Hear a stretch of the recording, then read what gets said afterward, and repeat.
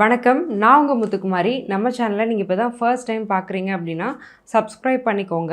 Bell ஐக்கனை press பண்ணிக்கோங்க. அதில ஆல்னு ஒரு ஆப்ஷன் இருக்கு. அதையும் மறக்காம கொடுத்துக்கோங்க. ஸோ தட் நம்ம சேனல்ல போடக்கூடிய எல்லா வீடியோஸும் உங்களுக்கு ப்ராப்பரா நோட்டிஃபை ஆயிடும்.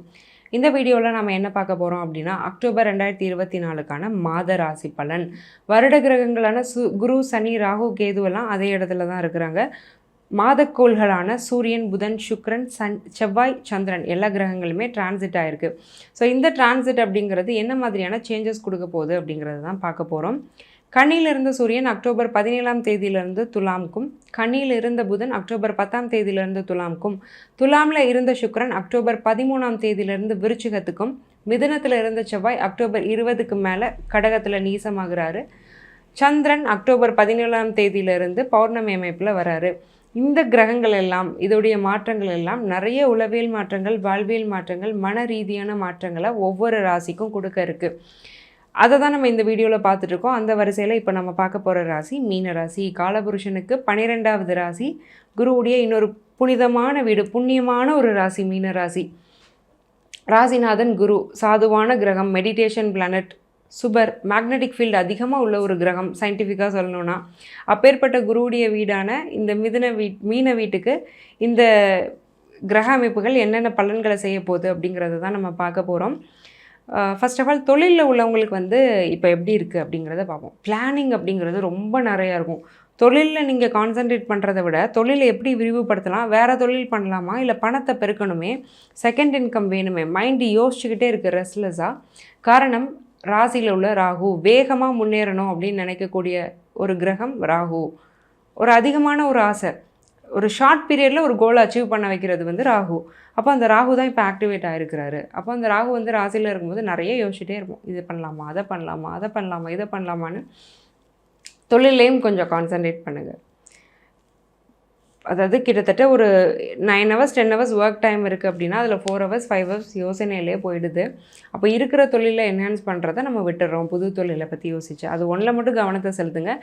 இந்த ஒரு தாட் ப்ராசஸில் தான் பிஸ்னஸ் அஃபெக்ட் பண்ணுமே தவிர்த்து ஃபிசிக்கலாக உங்கள் மணியோ உங்கள் பிஸ்னஸோடைய ரொட்டேஷனோ இதிலலாம் எந்த பிரச்சனையுமே இல்லை. பிஸ்னஸோட நேச்சர் நல்லா தான் இருக்குது. அப்போ உங்கள் தாட் ப்ராசஸை மட்டும் கொஞ்சம் பிஸ்னஸில் கான்சன்ட்ரேட் பண்ண வைங்க. சரிங்க, நாங்கள் பிஸ்னஸ்லலாம் இல்லை, நாங்கள் வேலையில் தான் இருக்கோம், எங்களுக்கு வேலை எப்படி இருக்குது அப்படின்னு நீங்கள் கேட்டிங்கன்னா, 10ஆம் அதிபதி குரு 3ல் அதிகமான முயற்சி அப்படிங்கிறது வேலையில் தேவைப்படுது. பட் சின்ன சின்ன problems and complications, jobs insecurity கூட வேலையில் இந்த மாதம் வர்றதுக்கு வாய்ப்பு இருக்குது.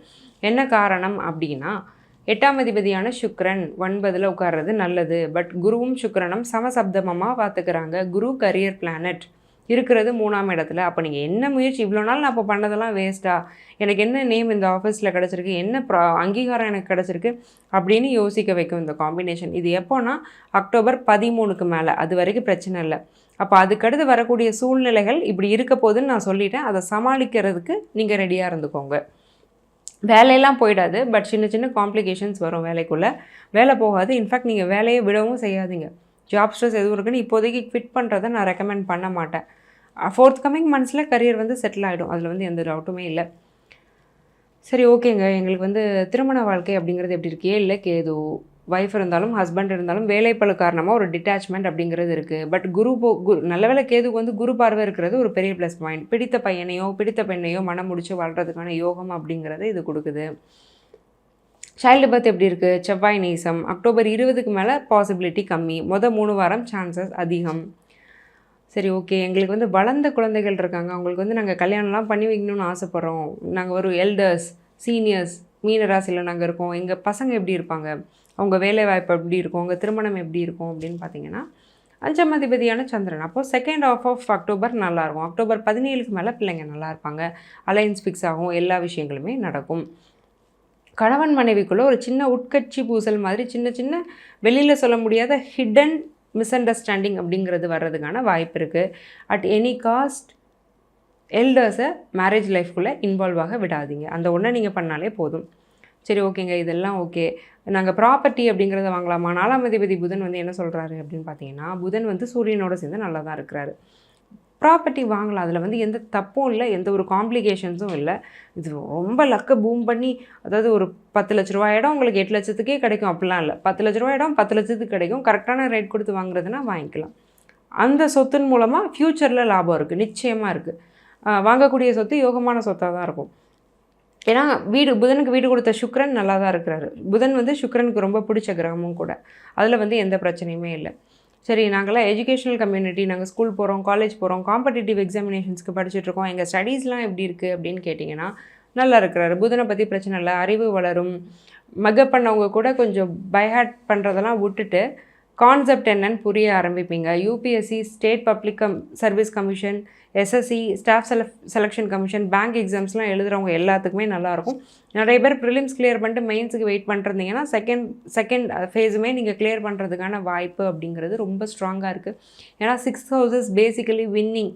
அக்டோபர் 17க்கு மேலே பௌர்ணமி சந்திரன் ரொம்ப ஸ்ட்ராங்காக இருக்கிறதுனால winning in competition, winning in competitive examinations are highly possible. ரொம்ப நல்லாயிருக்கு, வின் பண்ண போகிறீங்க, ஜெயிக்க போகிறீங்க. அரசு வேலைக்கான பிராப்தமும் ரொம்பவே ஸ்ட்ராங்காக இருக்குது. மீனத்துக்கு ஹெல்த் எப்படி இருக்குது? இதெல்லாம் ஓகே. ஹெல்த் வந்து எங்களுக்கு எப்படி இருக்குது அப்படின்னு நீங்கள் கேட்டுக்கிட்டிங்கன்னா, சூரியன் புதனோட சேர்ந்துருக்கிறாரு. அப்பா வழியில் ஹெரிடிட்ரியாக ஏதாவது ஒரு பிரச்சனை இருக்குது அப்படின்னா, உங்களுக்கும் ஒரு 40-50 வயசை நீங்கள் நெருங்குறீங்க, 40லேருந்து ஒரு 50-60 வயசுக்குள்ளே இருக்கிறீங்கன்னா, அப்பாவோட அந்த ஹெரிடிட்ரி டிசீஸ் அப்படிங்கிறது அஃபெக்ட் ஆகிறதுக்கான ஒரு சின்ன வாய்ப்பை இந்த மாதம் கொடுக்குது.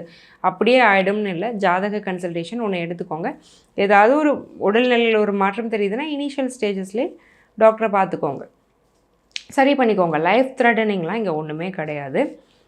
12ல் இருக்கிற சனினால் தூக்கம் பாதிக்கப்படும். மேக்ஸிமம் ஒரு 8 hours தூங்க ட்ரை பண்ணுங்கள், அதுதான் நல்லது. அதேமாதிரி குடும்பஸ்தானத்தை சனி பார்க்குறதுனால ஃபேமிலி பர்டன் அப்படிங்கிறது கொஞ்சம் அழுத்த தான் செய்யும். சனி பயிற்சிக்கு அப்புறம் இது சரியாக வரும். மார்ச் 2025க்கு அப்புறம் இது கண்டிப்பாக சரியாகவே வரும். நான் வெஜிடேரியன் கன்சம்ஷனை கொஞ்சம் கம்மி பண்ணுறது நல்லது. என்ன ரீசன் அப்படின்னா, ராசியில் இருக்கக்கூடிய ராகு நல்லா சாப்பிட வைப்பார், நிறைய சாப்பிட வைப்பார், வேகமாக சாப்பிட வைப்பார், ஸ்பைஸியாக சாப்பிட வைப்பார். பட் என்ன சாப்பிட்றோங்கிற கான்ஷியஸில் இருக்க விட மாட்டார். அந்த விஷயத்தில் மட்டும் கொஞ்சம் கவனமாக இருந்துக்கிறது ரொம்ப அவசியம். ஓவராலாக பார்த்துக்கிட்டா மீனதுக்கு பாசிட்டிவிட்டி தான் நிறையா இருக்குது. பாசிட்டிவான விஷயங்கள் தான் நான் நிறைய சொல்லியிருக்கேன். நெகட்டிவ்ஸ்லாம் ரொம்ப கம்மி தான். ஸோ இந்த பாசிட்டிவ்ஸை பெருக்கிட்டு நெகட்டிவை இன்னும் குறைச்சி இன்னும் நீங்கள் நல்லா என்ஹான்ஸ்டாக வாழணுன்னு நான் மனசார வேண்டிக்கிறேன். இந்த வீடியோவில் நீங்கள் பார்த்தது எல்லாமே வெறும் ஜென்ரல் ப்ரெடிக்ஷன்ஸ் தாங்க. உங்கள் ஜாதகத்துக்கான பிரத்யேகமான பலன் தெரியணும் அப்படின்னா கீழே கொடுத்துருக்க என்னுடைய நம்பருக்கு காண்டாக்ட் பண்ணி என்னுடைய அப்பாயின்மெண்ட்டை நீங்கள் புக் பண்ணிக்கோங்க. நான் உங்களுக்கு ரொம்பவே சிம்பிளான லைஃப் ஸ்டைல் ரெமெடிஸ் தான் சொல்வேன். அதாவது வாழ்வியல் பரிகாரங்கள். அன்றாடம் வாழ்க்கையில் நீங்கள் தூங்குறது, எந்திக்கிறது, குளிக்கிறது, ஆஃபீஸ் போகிறது, கோயிலுக்கு போகிறது மாதிரி உங்கள் வாழ்வியல் மாற்றங்கள்லேயே நீங்கள் செய்யக்கூடிய சில விஷயங்கள் உங்களுடைய பாவத்தையும் உங்கள் கர்மாவையும் நீக்கி சக்ஸஸ்ஃபுல்லான லைஃப்பை கொடுக்குது. இதில் பெனிஃபிட் ஆனவங்க நிறைய பேர். அந்த வரிசையில் நீங்களும் இடம் பெறணும்னு நான் மனசார வேண்டிக்கிறேன். ஆல் தி வெரி பெஸ்ட் மீனம். நன்றி, வணக்கம்.